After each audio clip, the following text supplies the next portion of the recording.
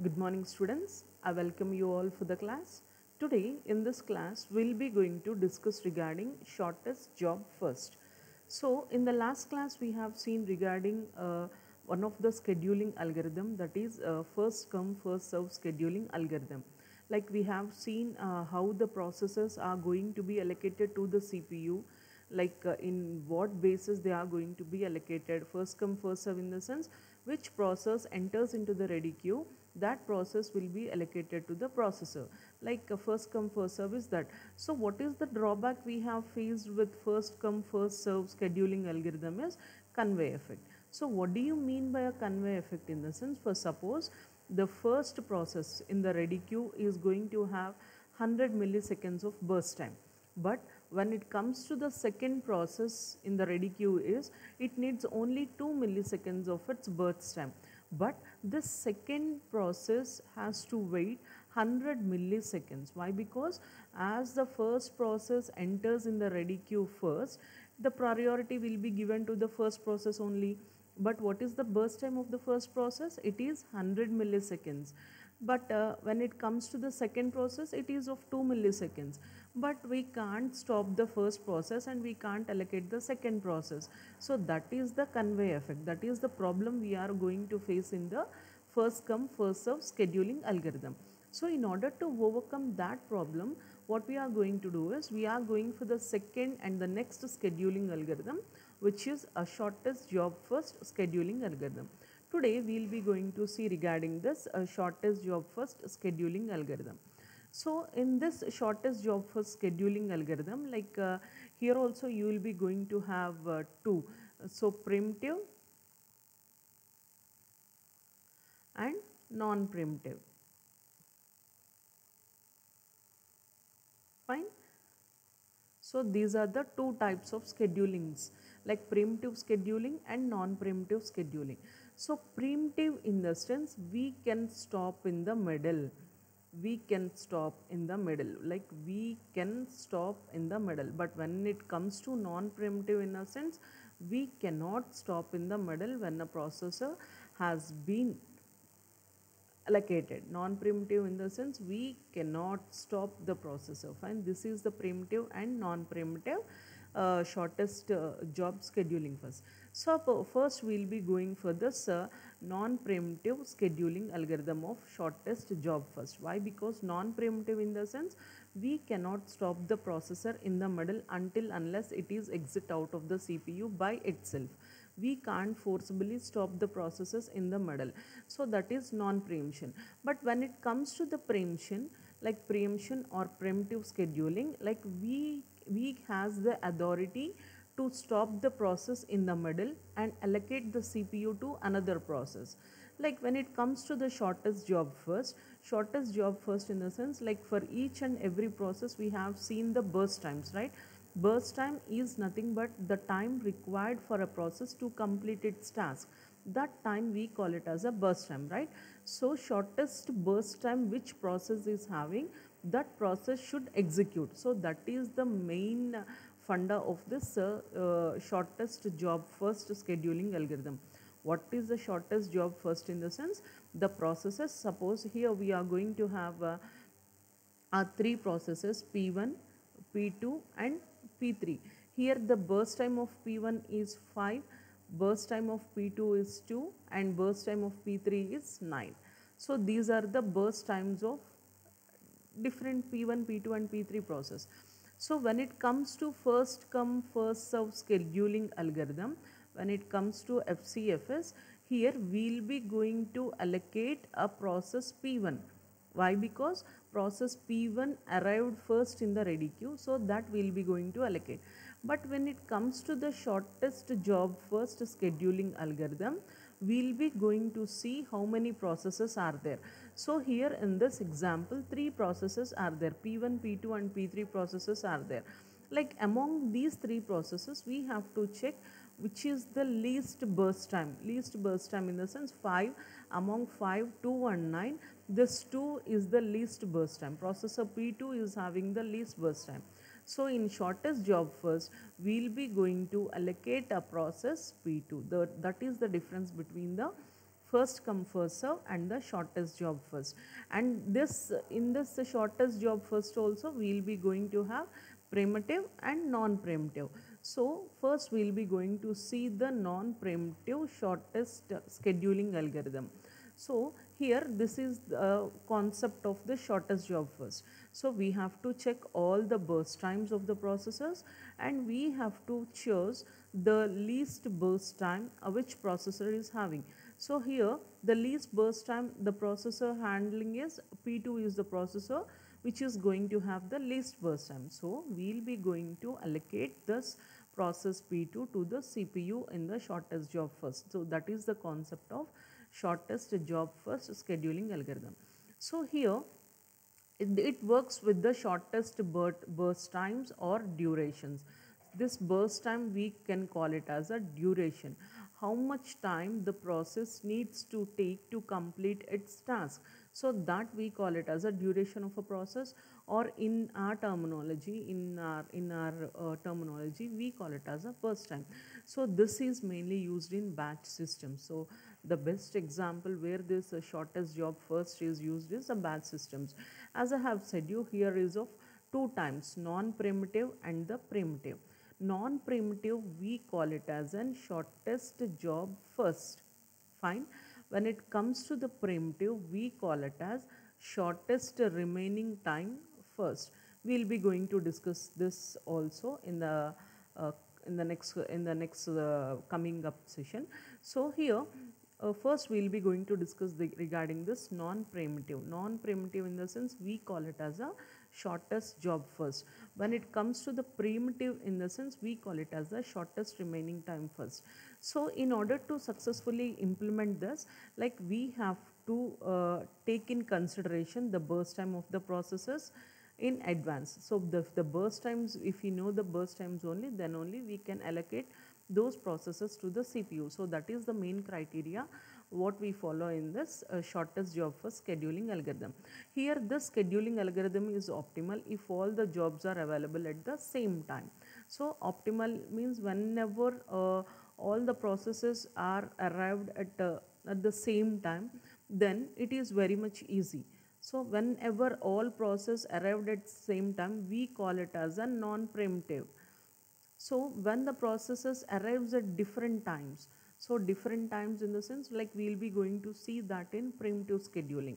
So by seeing an example, you will be going to get an idea like how you will be going to calculate the waiting times of different processes by using the shortest job first scheduling algorithm.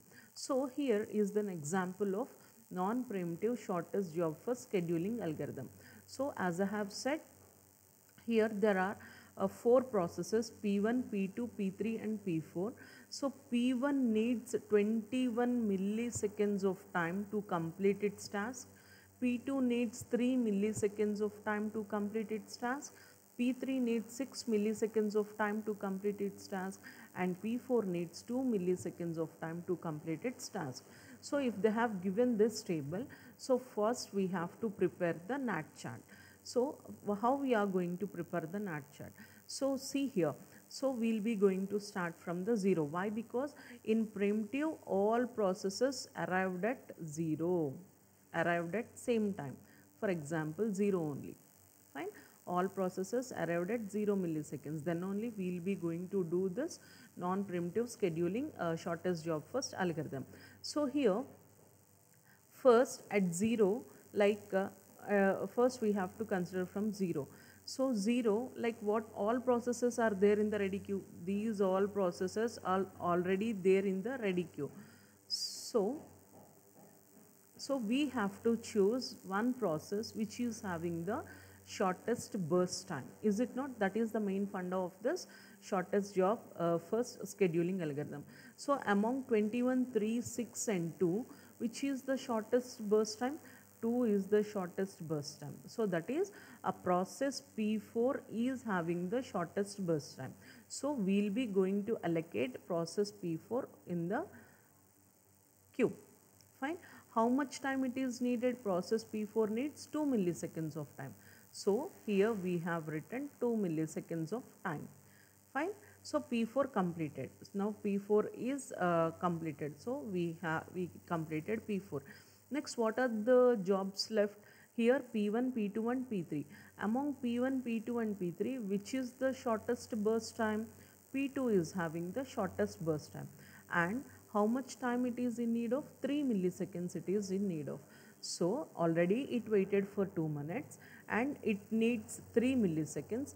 Total how much? It needs 5 milliseconds of time in order to complete the process P2. So here the process P2 completed. And what are the remaining processes left in the ready queue? Process P1 and process P6. So out of 21 and 6, which is the least one? 6 milliseconds is the least one. So the process P3 will be entering into the queue and it has to execute for 6 milliseconds. Already P3 waited for 5 milliseconds plus it needs 6 milliseconds to complete its task. Totally 11 milliseconds time is needed for a process P3 to complete its task. Got it? And next, here is process, which process is left? Process P1 is left. So if this process P1 enters into the queue, already process P1 waits for 11 minutes and it needs 21 milliseconds of time. Totally, in order to complete the process P1, it needs 32 milliseconds of time. This is how you have to prepare the NAT chart. So preparing forming this NAT chart is a big task. If you have successfully cleared this, drawn this chart with an exact numbers, then your problem is going to be very much easy. Fine. You have to understand how to draw the SNAT chart first. For non-primitive shortest job, it is very much easy. Why? Because all processes arrived at 0 milliseconds only. So now all arrived at 0 milliseconds, in the sense all processes are there in the ready queue. Now all are there in the ready queue. What we have to do is, if all processes are there in the ready queue, we have to choose a smallest burst time process. So which is having the smallest burst time? Like that you have to check among the process, and that process you have to allocate first. And how much time it is needed to complete its task? Like 2 milliseconds is needed to complete its task. So 2 milliseconds. And next, which process is having the less burst time? So that you have to write, and how much time it is need to complete the task, that time plus how much time it has been waited. So that time totally you will be going to get the completion time of that process. Now how we are going to find the completion time? Completion time of here I will be going to make a column. So here I will be going to write the completion time. So completion time of process P1. So here is the process P1. Process P1 completed at what time? 32 milliseconds of time. Process P1 completion time is 32 milliseconds.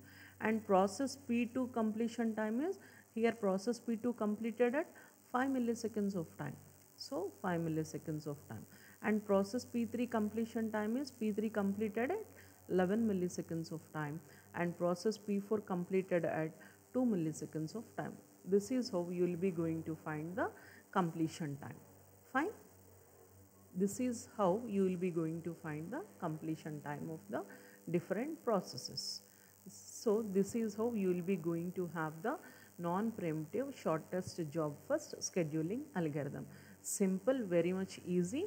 Like what you have to do is, like among all the processes, you have to pick the least burst time of the processes, and that you will be going to enter first. And that process need how much amount of time to in order to complete its task. So that amount of time you need to write. So waiting time plus that amount of time in which it needs to complete the task, that you have to write. So completion time, in the sense at what time like a process is going to complete, that we call it as a completion time. This is how the non-preemptive shortest job first scheduling algorithm is going to be done.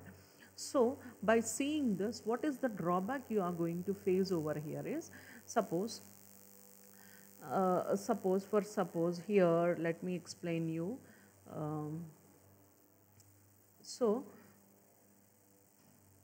so here the shortest job first drawback is like suppose here we are going to execute, the CPU is going to execute, and here process P1, P2 P3, P4 is there.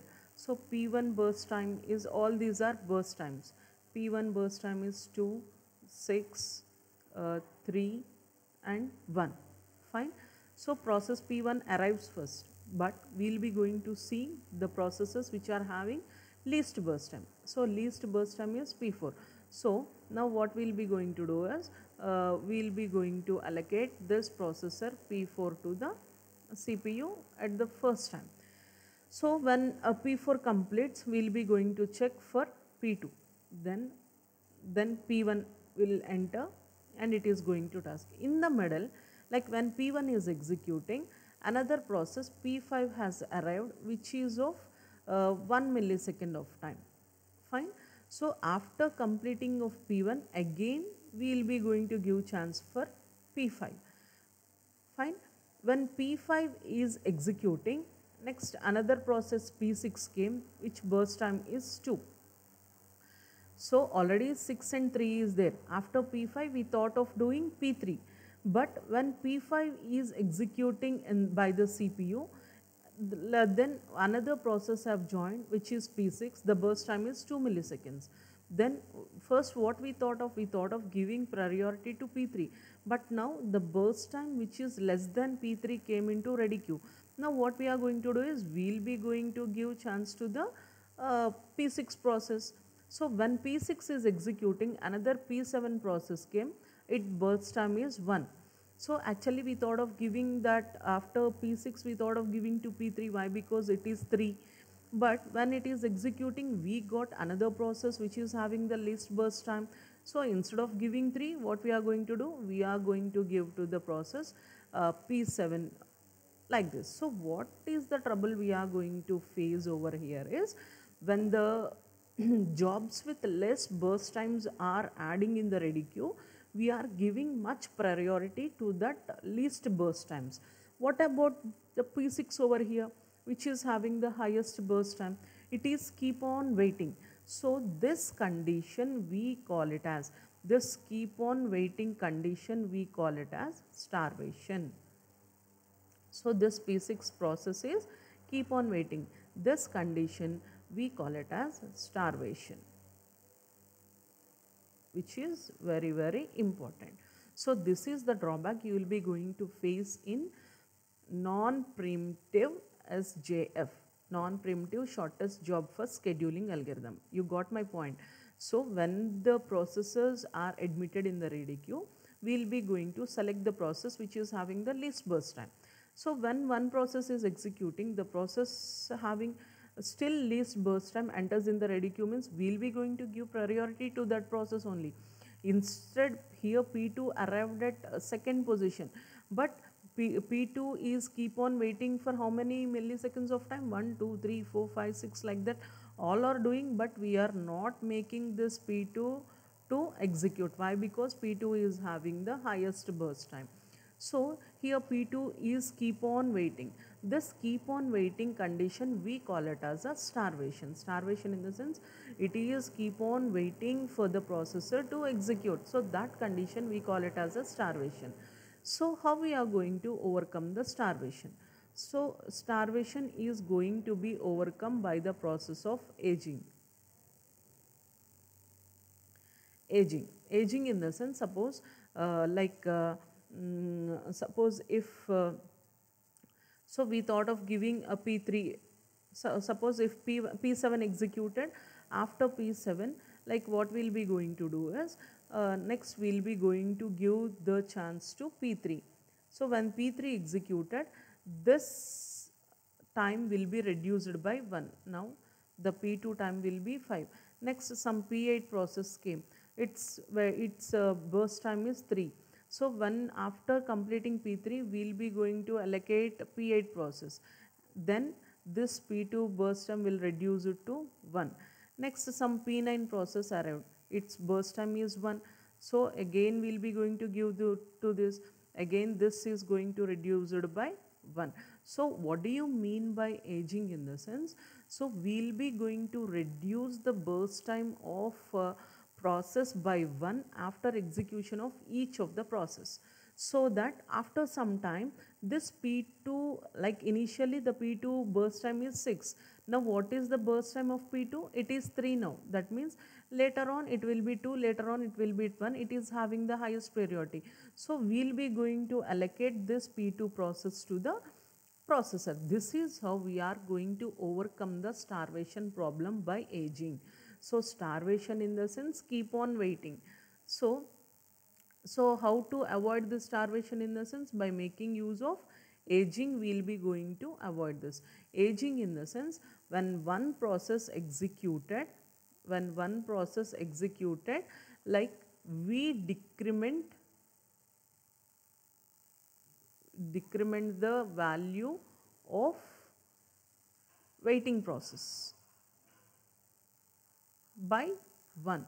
So this we call it as an aging. So like this, after some time, so this 6 is going to be getting to 1. So 1 in the sense we will be going to have the highest priority, and then we will be going to do it. So this is the drawback you will be going to face in the non-preemptive shortest job scheduling. So, in order to overcome that, when we are going for non-preemptive in the sense, all jobs arrived at 0. All jobs arrived at same time. So then we will be going for non-preemptive. So when we are going for preemptive,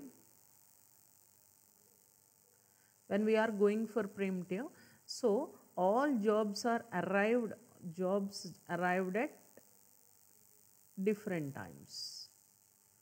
Fine. When all jobs arrived at different times, we go for preemptive. So then we go for preemptive. When all jobs arrived at same time in the sense, we go for non-preemptive. When all jobs arrived at different times in the sense, we go for preemptive. Now we will be going to see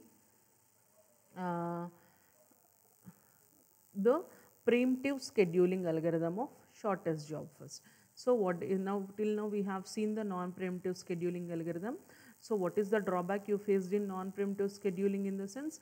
This burst times having the highest processes with the highest burst times are keep on waiting.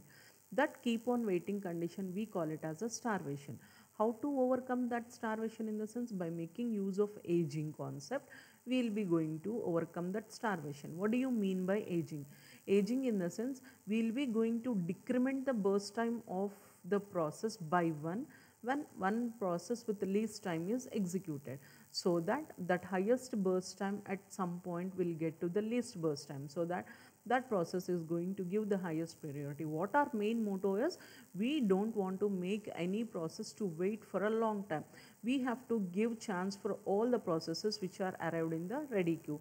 So that is the main motto of non-preemptive, main motto of aging concept. Fine. So by making use of aging, we are overcoming the problem of starvation. And now we will be going to see the non-preemptive. So the problem with non-preemptive is, if the arrival time for the processes are different means, so we will be going to have the problem. So that problem, how we will be going to do is, like we will be going to get a keep on waiting condition, we call it as a starvation. So how we are going to overcome that starvation in the sense? By making use of aging, we are going to overcome the problem of starvation. And next one is preemptive shortest job first. As I have said you before, this preemptive shortest job first scheduling algorithm, we call it as shortest remaining time first. So we call it as a shortest remaining time first. So SRTF, the short form of shortest remaining time first is SRTF scheduling point, because at any given point of time, the job with the shortest time is executed first. So that is the shortest remaining time first. But when it comes to the non-preemptive, all processes arrived at the same time. But when it comes to the preemptive, different processes arrived at different times. But even though they arrived at different times, we will be going to give the priority for the shortest job and then we will be going to make the execution. So that is the concept of this shortest remaining time first. So we will be going to see an example like with the shortest remaining time first. So this primitive shortest job first, we call it as a shortest remaining time first. Shortest remaining time.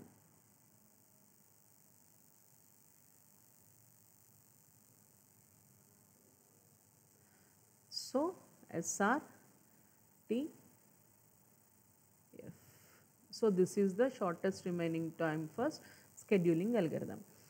So here we have to prepare a chart for each and everything. Fine. So here now I'll be going to prepare over here for your convenience. I'll be going to prepare over here. Fine. So here at like they have given the arrival times. When it comes to the non-primitive scheduling algorithm, we don't have arrival times. Why? Because all processes arrived at 0 milliseconds only. So all are available in the ready queue. So if all are available in the ready queue, so you have to make a note that if all processes are in the ready queue, then shows short one. So this is the thing you have to remember. If all processes once they have been arrived in the ready queue, you have to choose the shortest one. So that is the thing you have to keep in mind. Fine. So in this example, we'll be going to see how even though the processes are arrived at different times, how we are giving priority to the shortest job processor. See here. So here we'll be going to have a ready queue. This is the ready queue first. Suppose we will be going to start at 0 millisecond, right? At 0 millisecond, which process arrived? So arrival time of P0 is 3, P1 is 2, P2 is 0, P3 is 1. So at 0 millisecond, which process arrived? 0 millisecond, P2 process arrived. So P2 process is arrived in the ready queue. So at 0 milliseconds, any process arrived? No. So what we have to do? Must and should, we have to give chance to the P2 process only. So we are going to make the P2 process. In the previously, what we have done is like how much burst time this P2 process needed. So that total burst time we have calculated. But here we have to see for each and every millisecond. Suppose in the previously what we have done, P2 needs how much amount of time? 4 milliseconds. So here we have written 4. But here we shouldn't written 4. Why? Because at that time all the processes have been arrived at 0 milliseconds. But when it comes here, the processes are arriving at different milliseconds. So we have to check for each millisecond whether any process have been arrived or not. So that is the difference between that non-primitive and this primitive one. So here at 0 milliseconds, P2 process arrived. So P2 process we kept in the queue. We have given this to the CPU. So at it will be executing for 1 millisecond. 1 millisecond. So if it executed for 1 millisecond in the sense, so here the burst time of CPU will be reduced to 5. Fine. Now at 1 millisecond we have to check any process has been arrived. So at 1 millisecond any process has been arrived. Yes, at 1 millisecond process 3 arrived. So we have to keep that process 3 in the ready queue. And we have to check the burst times of P2 and P3. P2 burst time is say 5 and P3 burst time is 4. Among 5 and 4, which is the least one? 4 is the least one. So we have to give priority to the P3. So P3 will be executed for 1 milliseconds of time. Now it is 2 milliseconds. So now P3 will be 4 to 3. Fine. And next, when it comes to P2 at 2 millisecond, we have to check which process arrived. So at 2 millisecond, which process arrived? P1 process arrived. So we have to keep that P1 process in the ready queue. And we have to check the burst times of P2, P3 and P1. So P2 is 5, P3 is 3 and P1 is 4. Among the all, which is the least one? Again P3 is the least one. So we have to execute P3 again. So we have to execute P3 again. Now it will be reduced to 2. Fine. At 3 milliseconds, which we have to check any process arrived or not. So any process arrived? Yes, P1 process arrived. Now P0 process, now P0 process has been arrived. So P0 process arrived. So we have to check all the burst times 2, 5, 2, 4, 5 and 2.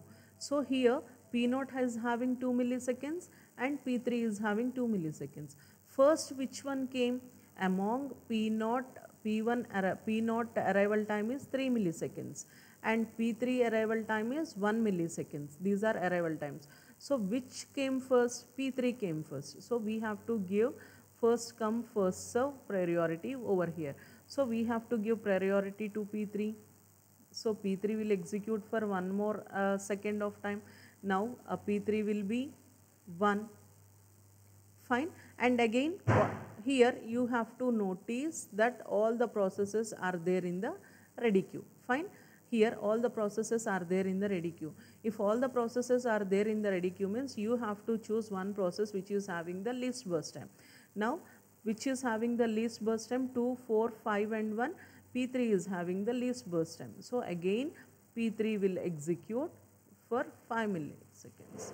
And next one, this is 0. Next 2, 4, 5. Out of 2, 4, 5 which is having the least priority? P0 is having the least priority. So P0 will come and how much time it will execute?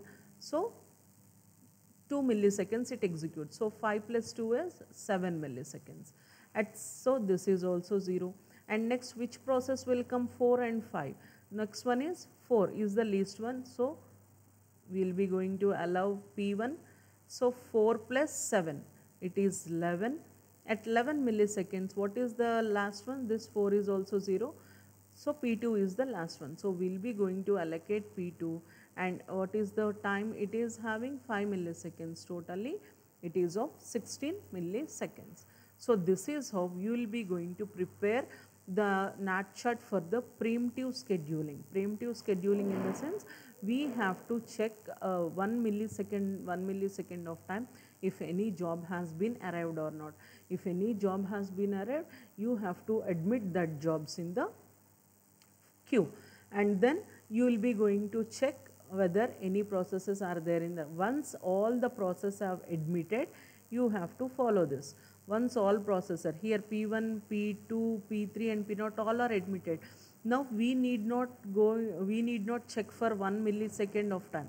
So once all are there in the ready queue, we have to choose the least burst time and we have to follow the like what we have done in the non-preemptive scheduling. How much burst time it is needed, that much amount of burst time we need to calculate. No need to calculate 1 millisecond of time when all the processes are arrived in the ready queue. So this is how preemptive shortest job first scheduling algorithm is going to be done. Suppose if we want to calculate the completion time, in the sense completion time of P0 is like P0 is 7 milliseconds and completion time of P1 is 11 milliseconds. Completion time of P2 is 1 millisecond and completion time of P3 is 5 milliseconds. Sorry, completion of P2 is 16 milliseconds. We have to come from back. So completion time of P2 is 16 milliseconds. P1 is 11 milliseconds. P0 is 7 milliseconds and P3 is 5 milliseconds. We have to come from the back. So this is the completion time. Now if we want to find out the turnaround time, how we are going to find out the turnaround time? In the sense completion time minus arrival time. Fine, this is the formula to find out the turnaround time. So completion time minus arrival time. So 7 minus 3 it is 5. So 11 minus 2 it is 9. 16 minus 0 it is 16 and 5 minus 1 it is 4. This is how you will be going to find the turnaround time. Fine. And turnaround time formula, another formula is equals to waiting time plus burst time. This is the turnaround time, another formula.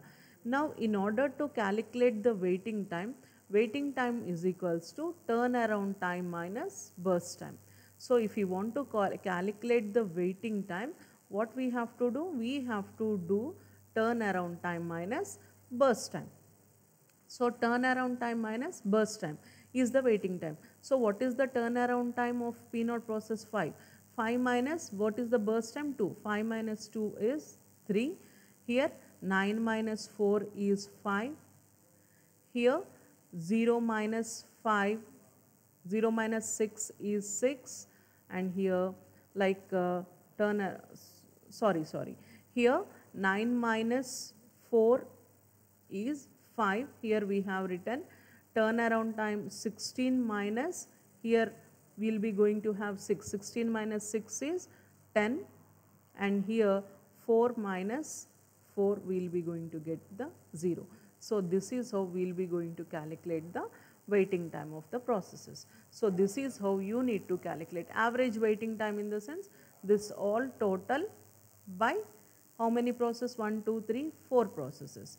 Average turnaround time means total by 4. This is how you will be going to calculate the average waiting time, average turnaround time, normal turnaround time, like completion time, all the things you will be going to find out like this. Fine. This is, you just practice by taking a small example, so that by at a glance you will be not going to get it. So if you are going to practice once or twice, in the sense you will be going to understand in a better way. So this is how you will be going to calculate the different times of a particular processes. So this is a non-preemptive shortest job first scheduling, which we can also call it as the shortest remaining time first. So what are the advantages and disadvantages, in the sense shortest jobs are favored. Why? Obviously when we are going to have shortest job, like we will be going to make it execute first. So it is probably optimal, that gives the minimum average time for a given set of processes. That is also. So what is the disadvantages? You will be going to face the problem of starvation. How we are going to overcome that starvation, in the sense by making use of aging. So it cannot be implemented at a level of short term CPU scheduling. So these are the disadvantages what we find in the shortest job first or the shortest remaining time first. This is how you will be going to calculate different times of shortest remaining job first. So when it is the shortest job first, we will call it as a non-preemptive scheduling. When it is the shortest remaining time first, we call it as a preemptive scheduling. Like if they asked you, if they have given a problem and find out shortest job first, in the sense no doubt you have to go for non-preemptive. If they specifically asked that given the arrival times of different processes, in the sense you have to go for preemptive scheduling. So that is how you will be going to calculate the shortest job for scheduling algorithms.